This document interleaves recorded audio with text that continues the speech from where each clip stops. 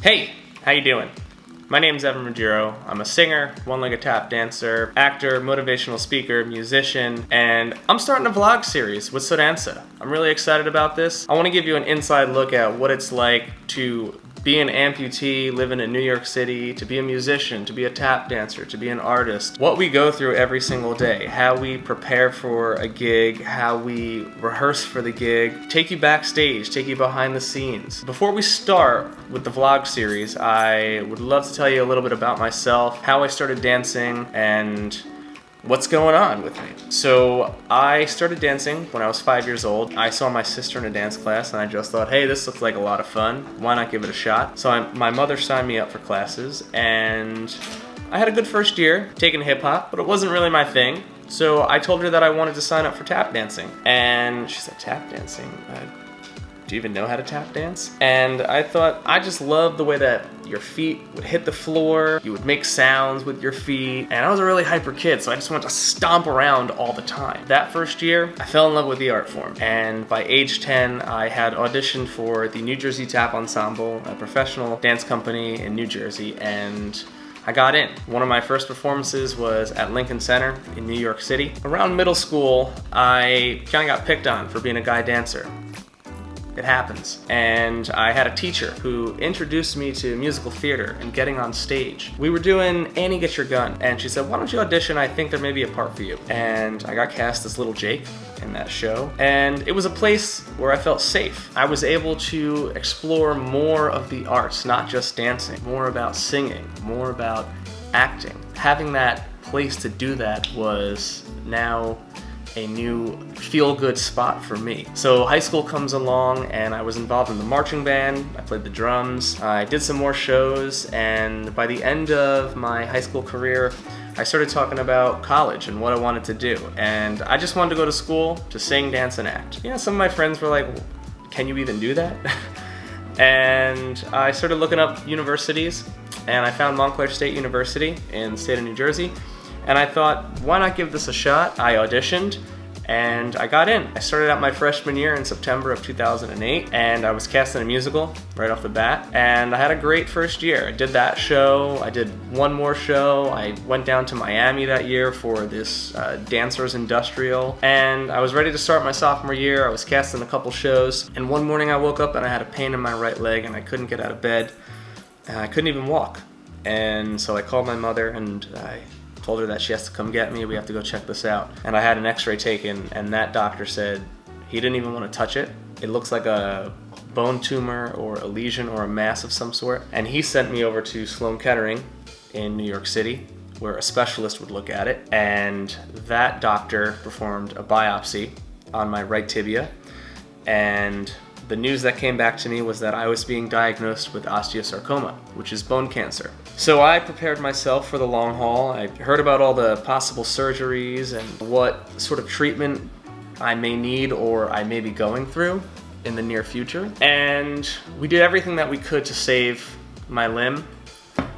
And, I had muscles taken out of my left leg and bones taken from my left leg and put into my right leg, and my lat muscle taken from my back to put into my right leg, and a skin graft off my thigh, and all these bone shaving operations. And I was actually cancer free. So 7 months of surgery, 8 surgeries down, getting ready for my 9th surgery, and my cancer came back. And now the only thing left to do was to amputate my right leg above the knee.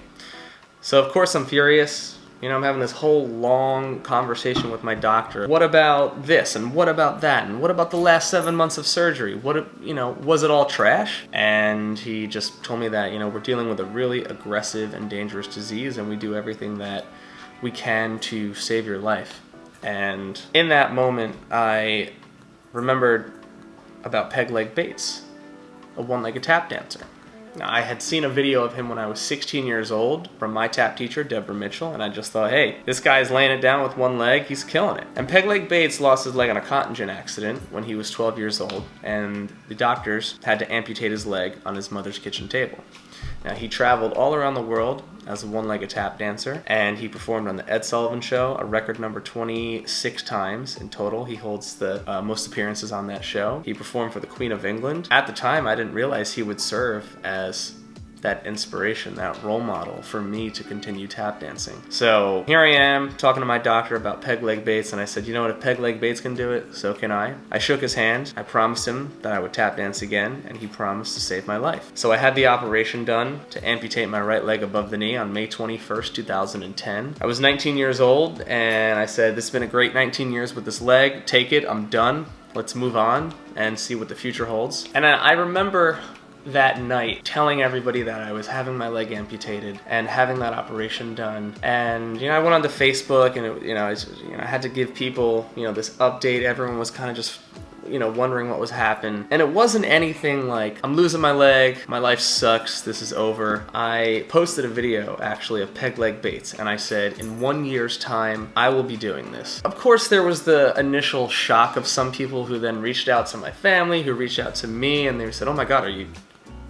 you losing your leg? I would have to say 80% of the people who reached out were happy about me and about the direction that I was going in, and that I felt good and that I felt okay that that was gonna happen to me. Surgery happens, I wake up and my leg is gone. And I just started to think about the future and about tap dancing and everything. And then the bad news has to hit again, and I have to go through chemotherapy, and it's gonna be another setback.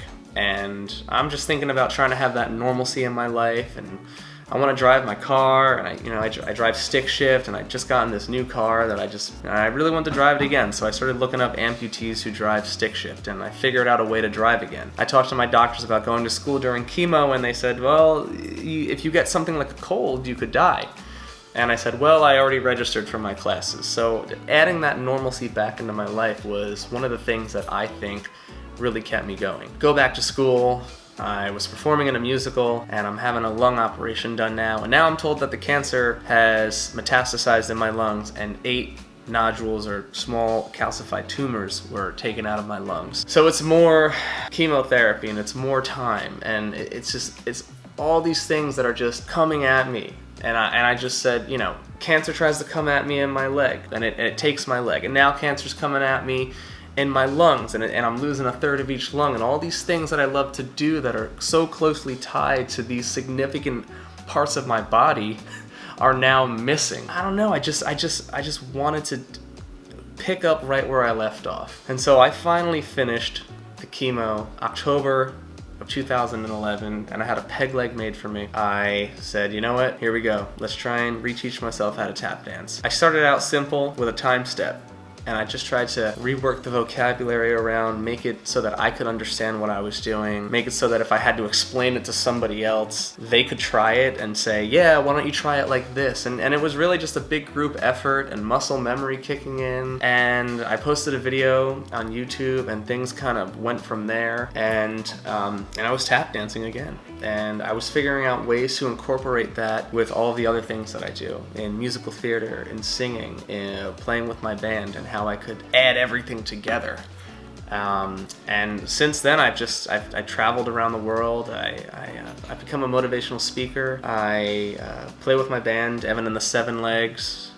Spelled S''EVAN, because the 4 of us, we have 7 legs between us. I've gotten to work with some really awesome individuals: Ellen DeGeneres, Jason Mraz, Joe Biden, the president of Egypt, many different tap festivals around the country, around the world. I just love performing, and that's me.